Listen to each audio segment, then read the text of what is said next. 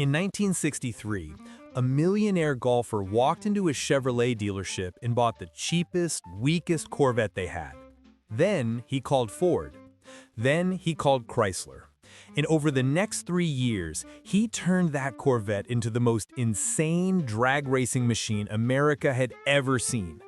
This is the story of the Mongoose, a car that went through 5 complete rebuilds, won every major drag racing event it entered, and had more money thrown at it than most race teams had in their entire budget. By the end of this video, you'll understand why one man's obsession with speed created a legend that still hasn't been matched. Let's go. So who was this guy? Pete Arend was not your average drag racer. He was St. Petersburg, Florida's golden boy. Literally, that was his nickname. Son of a wildly successful architect. Summer homes, golf courses, the kind of money where you didn't ask what things cost. And Pete? He was one of the best amateur golfers in America. He battled Arnold Palmer stroke for stroke in college, set course records that still stand today, won the 1957 National Tournament of Club Champions, traveled with the PGA Amateur Tour, winning tournaments from Tucson to Pensacola. So why didn't he go pro? Because going pro sounded like a job, and Pete Arend didn't need one of those. What Pete needed was fast cars. In February 1963, Pete attended the Daytona 500 as a fan. He followed the news stories about Chevrolet's Mystery 427, the prototype big block engine that would eventually become the legendary 427 Chevy. NASCAR rules said these engines had to be sold to the public to be legal for competition. Pete had an idea. He went out and bought a 1963 Corvette Split Window, one of 10,594 made that year. But here's the twist. He ordered it with the dinkiest, weakest engine possible, because Pete didn't want what came in it. He wanted that Mystery 427. He called some high-ranking friends at Chevrolet and asked to buy one. Chevrolet said no. Pete Arend was not a man who accepted no. Pete called in the big guns. Somehow he'd become friends with John Holman of the legendary Holman Moody racing team. Holman Moody was Ford royalty. They built NASCAR champions, they built Le Mans winners, they were the best in the business. Pete asked Holman to get him a Mystery 427. Holman called Chevrolet, and in the least surprising twist of all time, Chevrolet had less than zero interest in selling John Holman, their biggest rival, an engine they were calling Mystery. Global adversaries don't sell each other competitive advantages. Rejected twice, and now thoroughly annoyed with Chevrolet, John Holman had a suggestion that would solve Pete's power problem and serve as perfect revenge on the Bowtie Brigade. How about a Ford in the Corvette? Pete handed Holman and Moody a blank check and told them to call when it was ready. And what Holman and Moody built was nothing short of masterpiece-level engineering. A fully balanced, blueprinted, race-quality Ford 27 FE big block, basically a NASCAR engine, went into that Corvette. But getting a massive Ford V8 into a Corvette designed for a Chevy small block required genius-level fabrication. The oil pan alone is a work of art, hand-formed to wrap around the steering linkage, with kickouts in the rear to maintain oil volume and internal baffling for hard launches and hard stops. There's more money in that oil pan than most hot rods of the era cost in total. The oil filter was relocated to avoid cutting the chassis. A hybrid 4-speed transmission used a Ford front section mated to a Chevy tail shaft to maintain the factory rear mount and U-joints. The starter was swapped from a bulky rear-mounted unit to a compact Autolite unit mounted at the front of the flywheel, purely to make room for exhaust. The engine sat slightly offset, just like a factory Chevy small block would, stock motor mounts with adapter plates. Even the air cleaner lid was modified to clear the distributor. This wasn't a hack job, this looked factory. The 427 Ford was 200 pounds heavier than a stock 327 Chevy, so heavy-duty Ford springs went up front to maintain ride quality and handling. Adjustable shocks were added. For a brief moment, this may have been the most powerful street-driven Corvette in the world. And Pete? He drove it everywhere. He picked it up in Charlotte, drove it around the block, then left for New York, where Jerry Dallas of Brooklyn did a custom red leather interior, and Herb Gary on Long Island customized the body and laid on custom paint. The result was a car show hero that won every award it touched. But Pete didn't build it for trophies. He built it to win. And after about a year of street racing and local drag strip battles, Pete was losing. That was unacceptable. So Pete called another legend, this time from Florida, Ollie Olsen. If you don't know that name, you should. Olsen was a drag racing genius. Builder, engineer, fabricator, he won the 1961 U.S. Nationals in his first serious drag racing car. His second car won Best Engineered at Indy. His third car, a stack-injected Hemi Willys, ran low 10s and dominated the Southeast. Ollie Olsen deserves his own video. But for now, just know this was the guy Pete handed the Mongoose and a blank check. Pete didn't ask what Olsen planned, he didn't ask what it would cost. He only asked when he'd get it back. Olsen said, "Spring 1965, and you'll be winning." Olsen spent 1,600 man-hours making a Holman and Moody masterpiece even better. Let's start with the engine. Out came the 427. Olsen tore it apart. The intake got ditched for a high-riser setup from a Ford Thunderbolt drag racing engine. A billet stroker crank from Joule ended half an inch of stroke, taking displacement out to 476 cubic inches.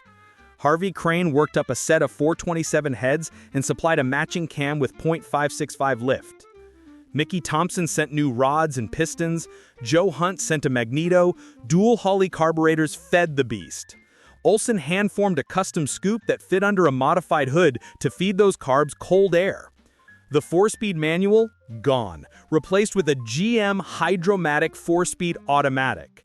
The clutch pedal stayed in the car because Pete thought it was funny.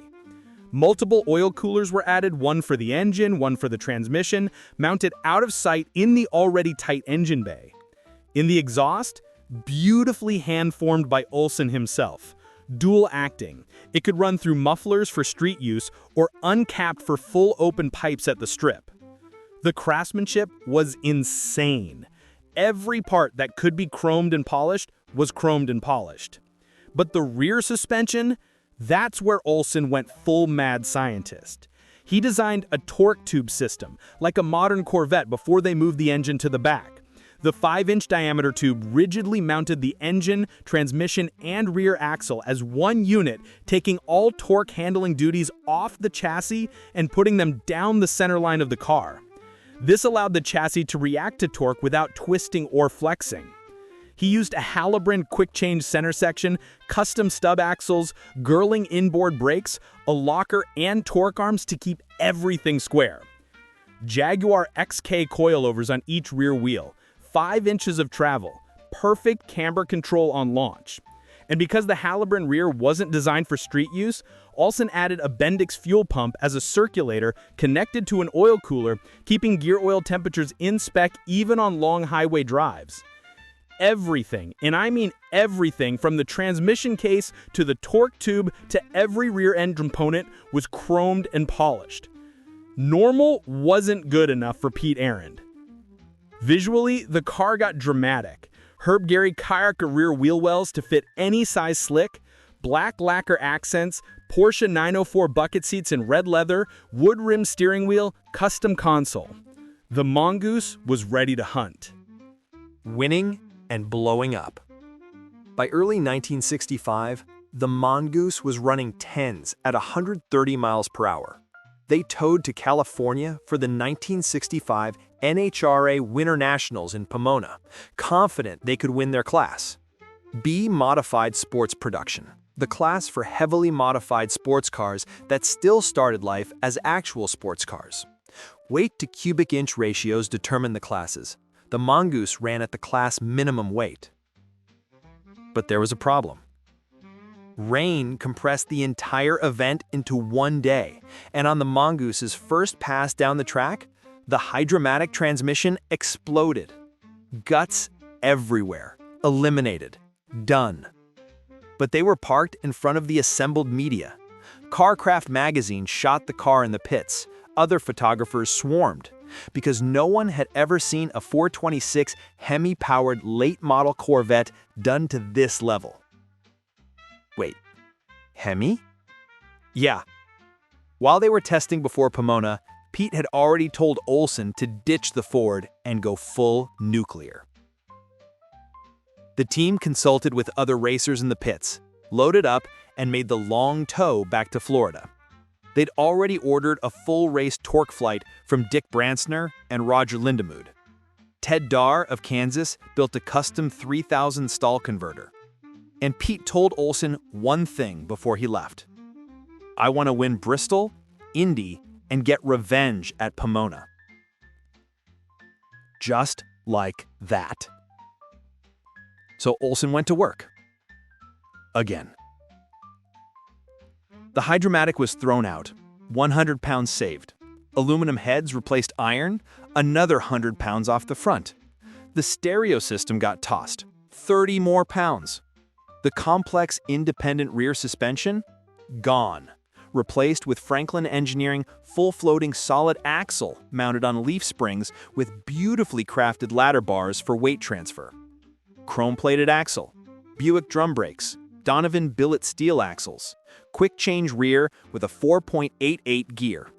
Simple, effective, brutal.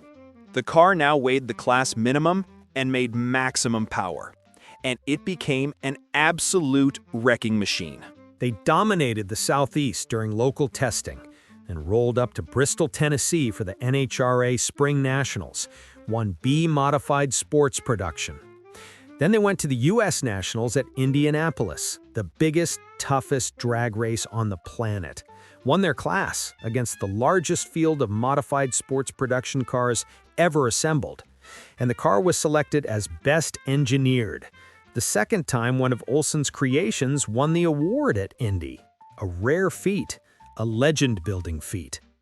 But Pete still had one itch to scratch, the NHRA Winter Nationals. Remember that transmission failure?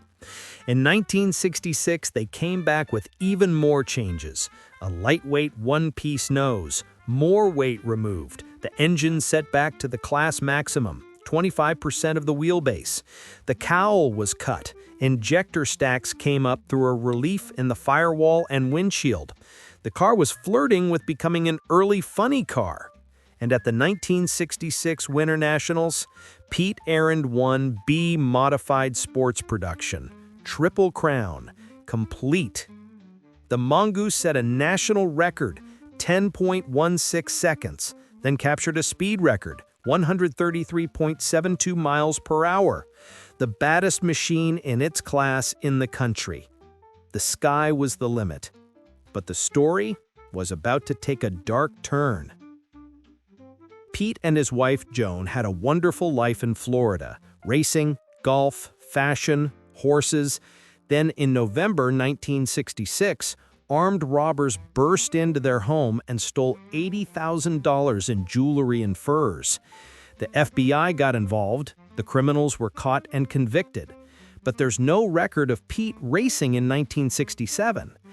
And in 1968, Pete donated the Mongoose to a local PBS station, WEDU, for a public auction to raise $100,000 to keep educational television on the air in St. Petersburg.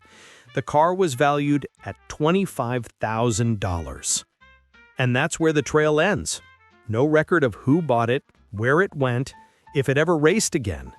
Gone.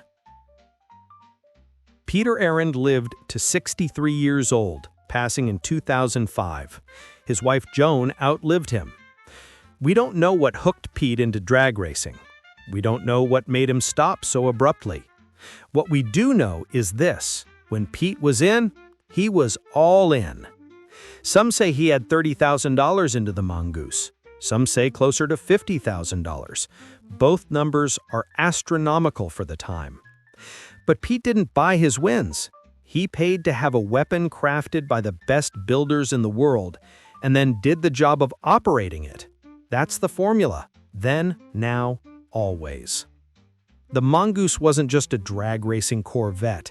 It was a mechanical adventure the likes of which are rare in any motorsport ever.